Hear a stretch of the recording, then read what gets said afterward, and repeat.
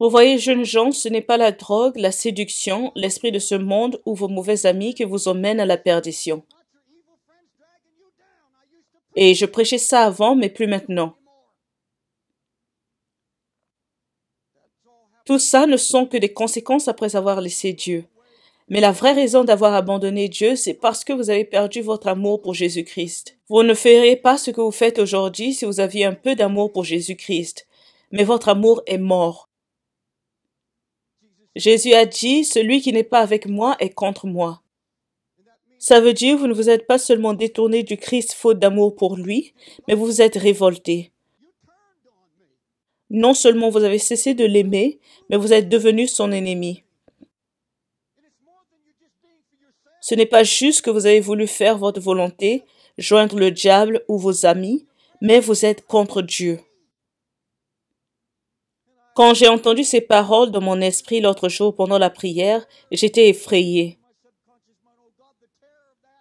Le manque d'amour envers Dieu, suivre le conseil des amis peuvent m'affecter ou affecter mes amis, alors que mon comportement blesse Dieu.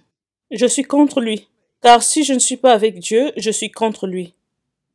Il n'y a pas de terrain neutre.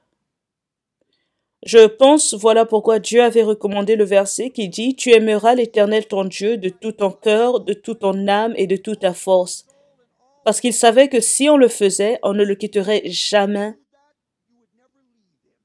Jamais. Car ça produirait l'obéissance.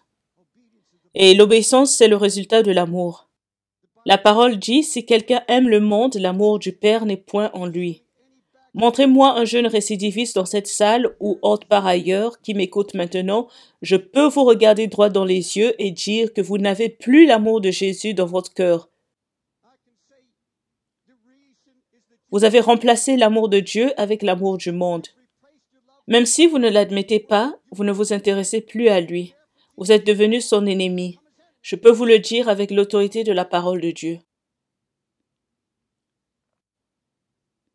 Et votre amour pour le monde et les choses du monde correspond directement à votre perte d'amour pour Jésus.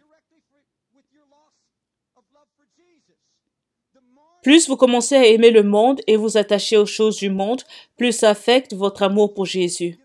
Plus vous aimez le monde, plus votre amour pour Jésus diminue jusqu'à ce qu'il disparaisse.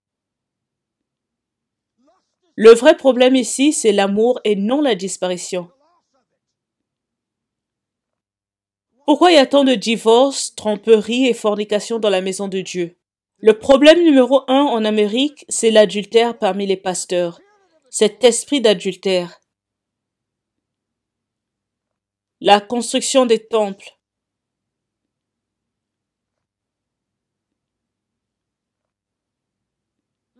On refuse de se débarrasser des idoles. Je ne savais pas que ma télé était une idole. Jusqu'à ce que Dieu me le dise. Et j'ai dit, Seigneur, laisse-moi seulement garder la petite télé dans la chambre là-bas. C'est ce que Mika dans Juge 17 avait aussi dit, et cette décision avait pratiquement coûté la vie du peuple d'Israël.